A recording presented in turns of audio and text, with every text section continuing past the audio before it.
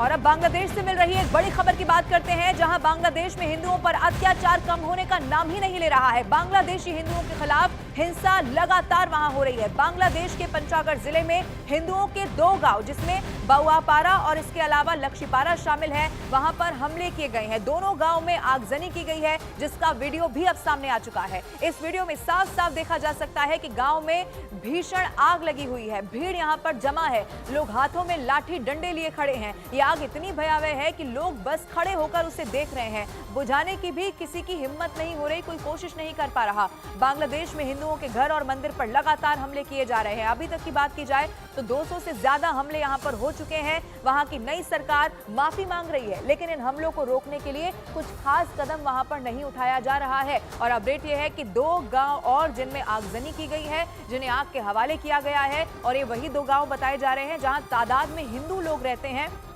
अब एक के बाद एक जो अत्याचार की तस्वीर है वो बांग्लादेश में बढ़ती चली जा रही है। जरूर इस बात को लेकर सरकार कह रही है कि चिंता का विषय है, माफी भी मांग रही है, लेकिन इसका समाधान कैसे होगा, इसको लेकर ठोस प्लान सरकार के पास क्या है, ये कोई नहीं जानता। वहीं बांग्लादेश में हिंदुओं का बड़ा प्रदर्शन जारी है। बांग्लादेश में हिंदुओं के खिलाफ हो रहे अत्याचार के विरोध में लोग इस वक्त गुस्से में हैं। हिंदुओं पर जारी अत्याचार के विरोध में लाखों लोग सड़क पर उतरकर प्रदर्शन कर रहे हैं। सुरक्षा और न्याय की मांग को लेकर बांग्लादेश के गोपालगंज में भी हिंदुओं ने सड़कों पर उतरकर व्यापक रूप से शांतिपूर्ण प्रदर्शन किया है। ढाका चटगांव में भी इसी तरह बड़ी संख्या में प्रदर्शनकारी स्थानीय अधिकारियों और विश्व संगठनों से सुरक्षा की मांग करते हुए सड़कों पर उतर गए हैं। अलग अलग 2 तस्वीरें आपके टीवी स्क्रीन पर आपको दिखा रहे हैं। बांग्लादेश में बड़ा प्रदर्शन, जहां तक आपकी नजर जाएगी वहां तक आपको ये लोग सड़कों पर उतरकर दिखाई देंगे प्रदर्शन करते हुए। बांग्लादेश में इस वक्त हालात बहुत ज्यादा खराब हो गए हैं और इन्हीं हालात के बाद बड़ी संख्या में बांग्लादेशी भारतीय सीमा पर जमा भी हो गए हैं। केंद्रीय मंत्री गिरिराज सिंह ने सोशल मीडिया प्लेटफॉर्म एक्स पर एक वीडियो पोस्ट कर दिया है और इस वीडियो में दिखाई दे रहा है कि बड़ी संख्या में बांग्लादेश छोटी सी नदी में यहां पर खड़े हुए हैं और भारतीय सुरक्षा बल उन्हें समझा रहे हैं। वीडियो में इसकी लोकेशन पश्चिम बंगाल के कोच बिहार की लिखी गई है। गिरिराज सिंह ने सोशल मीडिया पर यह लिखा है कि बांग्लादेश में हिंदुओं पर हो रहे अत्याचार के बाद वे भारत की ओर भाग रहे हैं। अगर भारत के हिंदुओं को भागना पड़ा तो वो कहां भागेंगे। वहीं बांग्लादेश के मुद्दे पर प्रियंका गांधी और अखिलेश यादव के ट्वीट पर केंद्रीय मंत्री गिरिराज सिंह ने निशाना साध दिया है। उन्होंने कहा कि 1 हफ्ते के बाद इनकी नींद अब खुल गई है।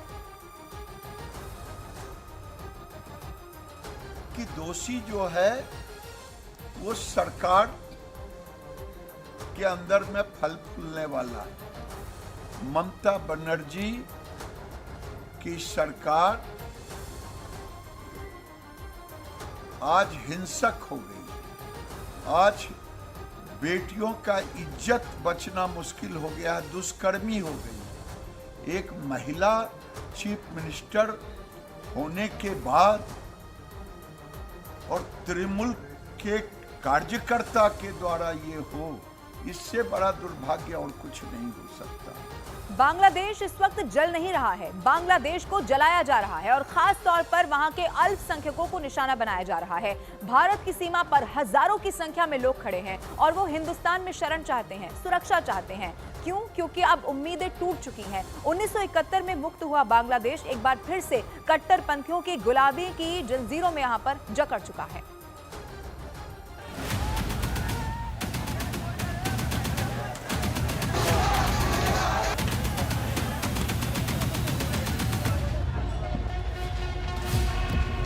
जलते घर,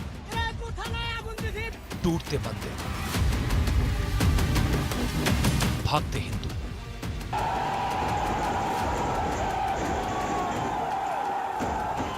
ये नए बांग्लादेश की तस्वीर है, जहां हर तरफ सिर्फ अराजकता और उत्पात है। बांग्लादेश में हिंदुओं को खुलेआम निशाना बनाया जा रहा है। हिंदुओं के घरों, दुकानों में घुसकर कट्टरपंथी तोड़फोड़ कर रहे हैं।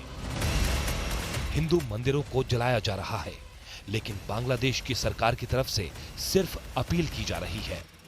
मोहम्मद यूनुस को बांग्लादेश की कमान संभाले 4 दिन हो गए हैं। प्रधानमंत्री नरेंद्र मोदी ने उन्हें बधाई दी और हिंदुओं की सुरक्षा को लेकर चिंता भी जताई, लेकिन बांग्लादेश की सरकार की तरफ से अब तक ना तो कोई ठोस एक्शन लिया गया और ना ही हिंदुओं पर हमले रुके।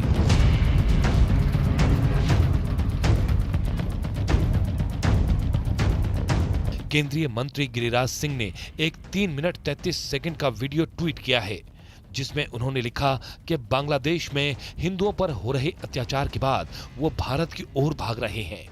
अगर भारत के हिंदुओं को भागना पड़ा तो कहां भागेंगे? बांग्लादेश में हिंदुओं पर हो रहे इन हमलों के खिलाफ देश के अलग अलग शहरों में विरोध प्रदर्शन शुरू हो गए हैं। मथुरा, हरिद्वार और अयोध्या में साधु संतों ने प्रदर्शन कर बांग्लादेश के हिंदुओं के साथ हो रही ज्यादती पर सरकार से दखल देने की मांग की। शाहजहांपुर, वाराणसी और दिल्ली में भी बांग्लादेश में हिंदुओं पर हो रहे अत्याचारों के खिलाफ विरोध प्रदर्शन किया गया। लेकिन विपक्षी पार्टियों में बांग्लादेशी हिंदुओं की सुरक्षा के मुद्दे पर सन्नाटा है, जिसको लेकर बीजेपी सवाल उठा रही है कि फिलिस्तीन के मुद्दे पर रैली, कैंडल मार्च निकालने वाले बांग्लादेश में हिंदुओं पर हो रहे अत्याचारों पर क्यों चुप हैं? फिलिस्तीन पर इजराइल के हमले के बाद दुनिया भर में विरोध प्रदर्शन शुरू हो गए थे, लेकिन बांग्लादेश में हिंदुओं पर हो रहे अत्याचारों के खिलाफ कोई आवाज नहीं उठाई जा रही।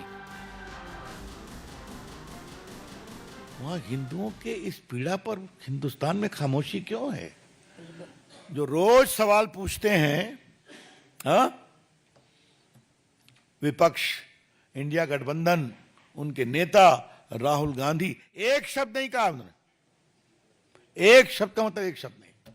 अब तक बांग्लादेश में आपके एकदम पड़ोस में, आप तो रूस और यूक्रेन का वॉर रुकवाने की क्षमता रखते हैं, लेकिन आपको अपने पड़ोस में क्या हो रहा था उसकी इंटेलिजेंस नहीं थी। क्यों नहीं थी, इसका भी जवाब दीजिए। आज बांग्लादेश का हिंदू असुरक्षित है तो उसकी जिम्मेदारी क्या हमारी सरकार की नहीं है? क्या इनको कदम नहीं उठाने चाहिए? आरोप ये भी लग रहे हैं कि बांग्लादेश में शेख हसीना की सरकार के तख्तापलट के पीछे अमेरिकी खुफिया एजेंसी CIA और पाकिस्तान की खुफिया एजेंसी ISI की एक बड़ी साजिश थी। बीजेपी आरोप लगा रही है कि कांग्रेस नेता राहुल गांधी ने अपनी लंदन यात्रा के दौरान बांग्लादेश के कट्टरपंथी नेता खालिदा जिया के बेटे तारिक रहमान से मुलाकात की थी। खालिदा जिया के जेल में रहने के दौरान तारिक रहमान को बांग्लादेश नेशनलिस्ट पार्टी BNP का कार्यवाहक अध्यक्ष बनाया गया था। राहुल गांधी और तारिक रहमान की मुलाकात में क्या बातें हुई? बीजेपी अब राहुल गांधी से ये सवाल पूछ रही है।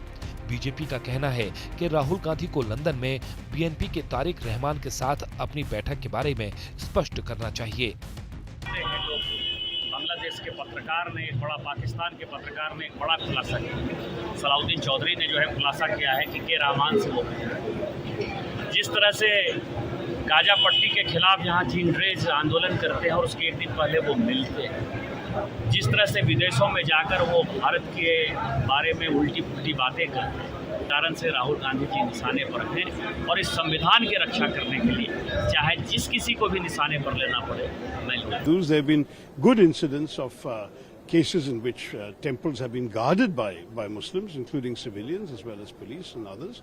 I'm certainly hopeful that we will be in a position to see calming down and settling of the situation and safeguarding of minorities. That is a very, very major concern for India, and I'm very glad that the Indian government has already made it clear that for us that is a very important issue. उधर al Qaeda Indian subcontinent ने अपने नेता Osama Mahmood LAF का 12 page का एक बयान जारी किया है, जिसमें उसने बांग्लादेश की जनता को हसीना सरकार को उखाड़ फेंकने पर बधाई दी और इसे इस्लाम की जीत बताया।